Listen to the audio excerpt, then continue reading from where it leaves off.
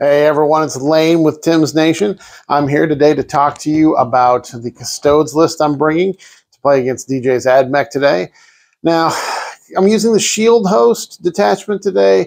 I just think it's the most fun and it's the easiest to use. I'll go over the rules for that when we actually get to the list itself, but it definitely makes the Custodes just custode harder. They get to do their custody things even better in the Shield Host, and there's some pretty good stratagems in there. I don't have a whole lot of Sisters of Silence, so the detachments that rely on them more, it doesn't really make a whole lot of sense to me for me to play, and I don't like the play style of forcing different units to have to be close to each other. So anyways, I think the Shield Host is probably the most fun for me to play with Custodes, and hopefully I'll remember the stratagems and things today and actually get to make use of some of those because I haven't been playing them a whole lot. Now, list building for Custodes.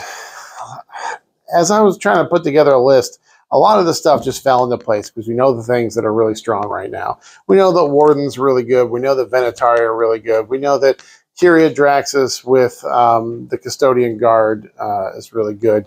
We know that the Caladius Grav Tanks are really good. We know the things that are really good. And I've taken a lot of that stuff today, but I just decided to take a couple things and try a couple things.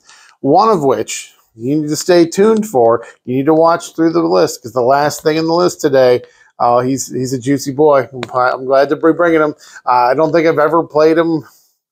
I probably only played him once or twice ever in a game. I've had him for probably 7 or 8 years, so I'm very excited to have him on the channel today. I don't think he'll do anything spectacular because GW made sure his rules were weirdly non-synergistic, but we'll see. We'll see what happens. So, yeah, let's get into the list here.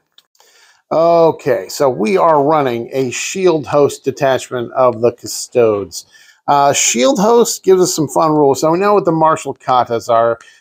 Each time a unit fights, you get to choose what kata it's in. Either 6s to hit or lethal or 6s to hit or sustained. Now, martial mastery is the rule, the detachment rule for Shield Host.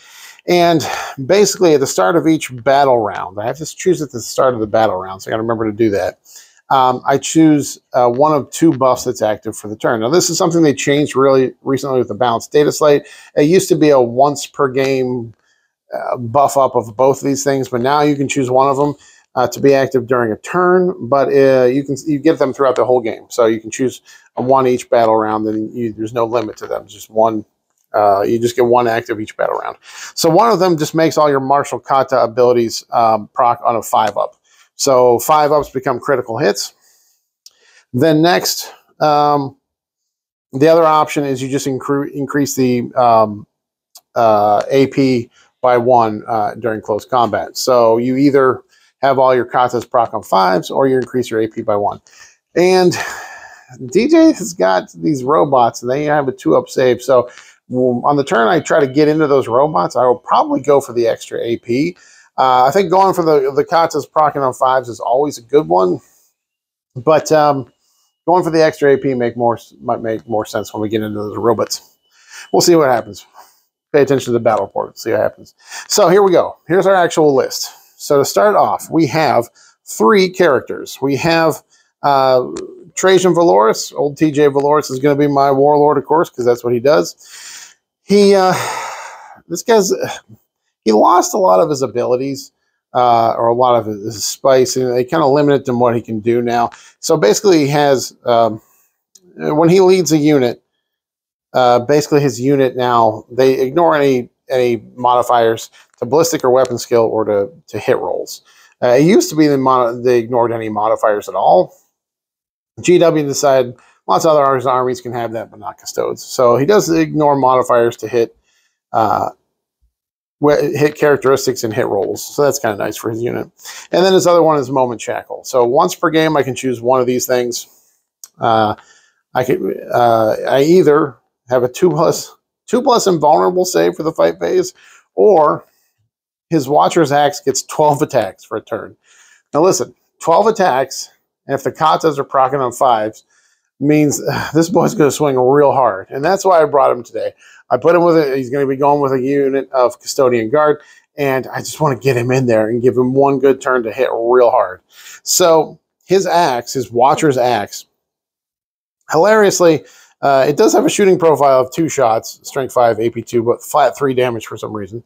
And then the Watcher's axe in melee is 6 attacks normally, 12 on our one glorious turn of hitting hard, hits on 2s, strength 10, AP 2, flat 3 damage.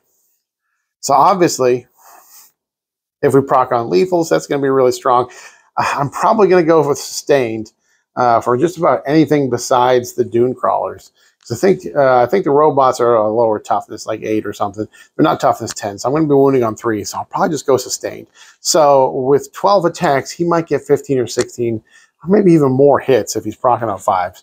We'll see if that actually comes out to play today, because I got to get him in there. There's a lot of shooting, and I don't know how much has changed in the AdMech army as far as shooting. I know they improved their guns a lot.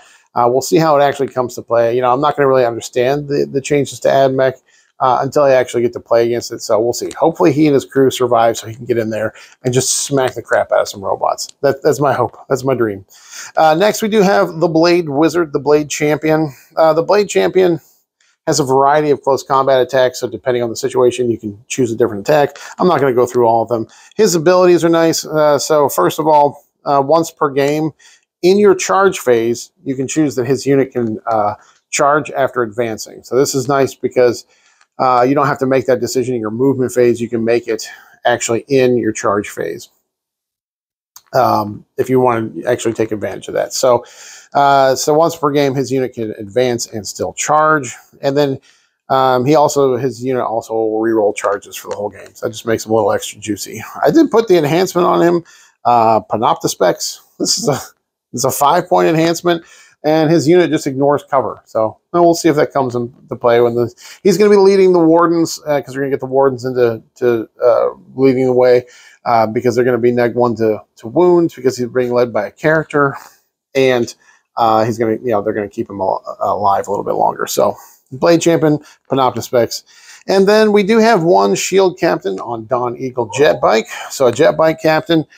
This guy's just going to be flying around, having adventures, getting into trouble, doing some attacks. Because of points, I didn't have enough points to do the enhancement that improves his close combat weapon, but I did have enough points to use the enhancement that gives him 2 extra wounds. So he's just going to be an extra thick boy. That means he's going to be toughness 6 with 9 wounds at 2 up, 4 up in bone.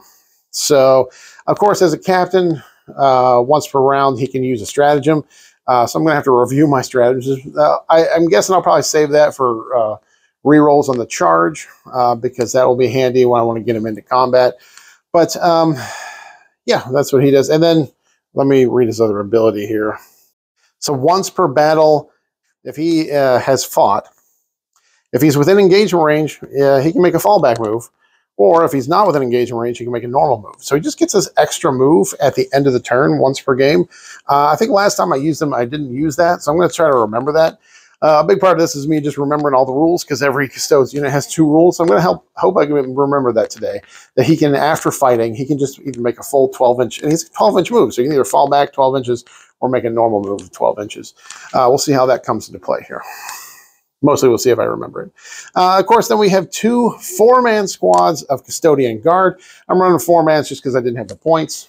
These guys, their special abilities give them a little bit extra offensive output, where the Wardens have a defensive special rules. So every time they make an attack, you reroll a wound roll of 1. That's shooting and fighting. And if the unit is within range of an objective marker they control, you reroll the whole wound roll. So that gives them a lot of extra damage output, especially when we're going into these T3 AdMech infantry. Being able to reroll wound rolls of 1, even just 1, is going to really help in making sure that we get to chew through them. And then once per battle, they can just shoot twice. They can shoot twice in a turn, which is kind of handy, especially when Trajan Valoris is going to be leading one of these, and he will benefit from their rules as well. Next, we do have a 5-man of the Wardens. The Wardens are going to be led, as I said, by the Blade Champion. The Wardens, their special rules, they are neg 1 to wound when they're led by a character. That's kind of handy. I think it's neg 1 to wound if the weapon's strength is higher than their toughness. And then their second rule is that once per game, you can just give them a 4-up, feel no pain. You have to declare it at the start of a phase. It lasts for that one phase, but they have a 4-up, feel no pain to everything for a whole turn, which means they can just tank some damage for a turn, perhaps a shooting phase when they're out there in the open, and can survive, and then they can get up close and do some work. Next, three mans of the Venatari. Now, the Venatari are not WYSIWYG. I've got the pistols on them because the pistols and the bucklers were better for last edition. I am using the lances because the lances are definitely better. They're just like the regular Custodes lancers, except they have the keyword lance. So when they charge, they hit really hard. At strength 7, basically anything that's toughness 6 or lower, they're going to wound on 2s on the charge. And anything that's higher toughness than that, they'll be wounding on 4s because of lance. At strength 7, the lance means they'll be doing pretty well. They get 5 attacks apiece. They get a lot of attacks. Their special rules are kind of nice. They can fall back, shoot, and charge. They can shoot and charge in the turn that they fell back. And they get to rapid ingress for free, and they can rapid ingress even if someone else has already rapid ingressed.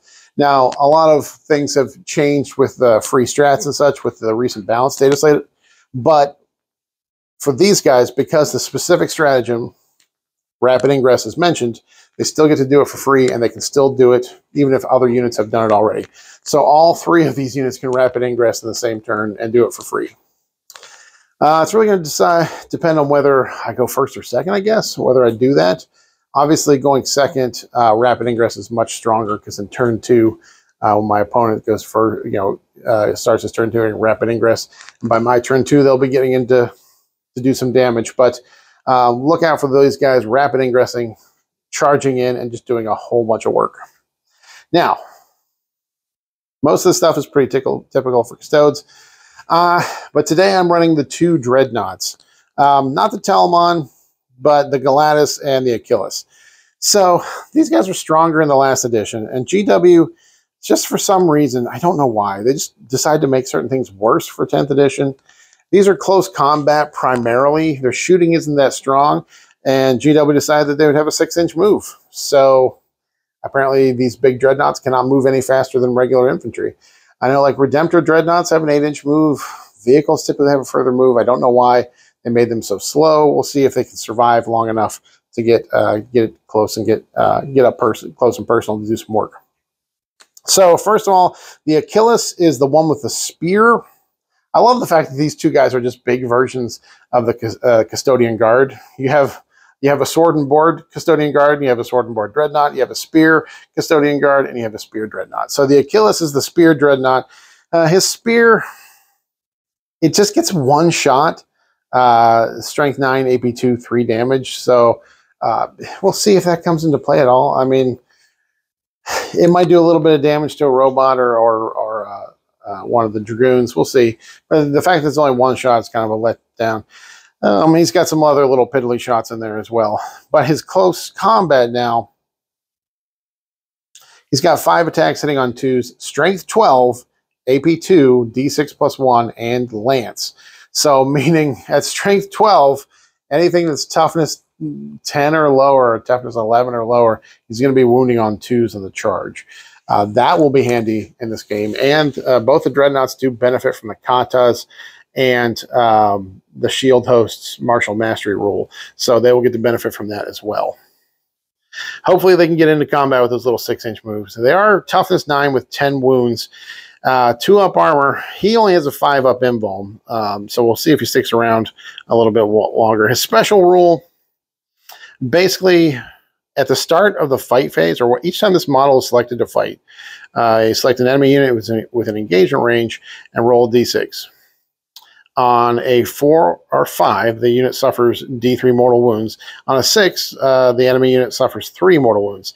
If he completed a charge, you add 2 to this roll. So he does impact mortals pretty reliably on a 2-up. However, he still can do some impact mortals in subsequent fight phases or when he has been charged, but they'll just be going off on a 4-up. So next we have the Galatis. This is the sword and board Dreadnought. He's got a 4-up invuln, Otherwise, their defensive stats are identical. He does have a 4-up invuln. He's got a little flamer on his sword, but his melee attacks, or he gets 8 attacks hitting on 2s, strength 8, AP 2, 3 damage. So a good volume of attacks, and hopefully the katas and the martial mastery will proc off and give him some extra damage output. I really think in the shield host, these guys, their combat can be plussed up quite a bit. But again, it's just a question of if they can get in there and get into combat and actually use it. DJ has some stuff like these dune crawlers that can shoot and do a lot of work into vehicles. And so I'm just hoping that these guys survive long enough to get to do a little bit of damage. And now, oh wait, his special rule. His special rule is because he has a shield. He's just neg 1 to hit in combat.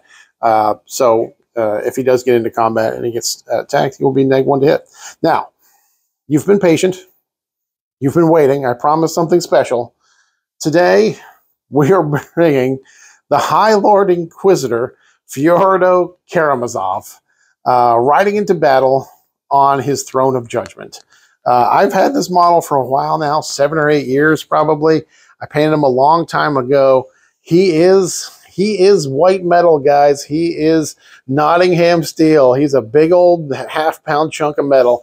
I love this guy. He's so cool. I love a lot of these old Inquisitor models. His rules are not super great. He does have a super cool melta gun, but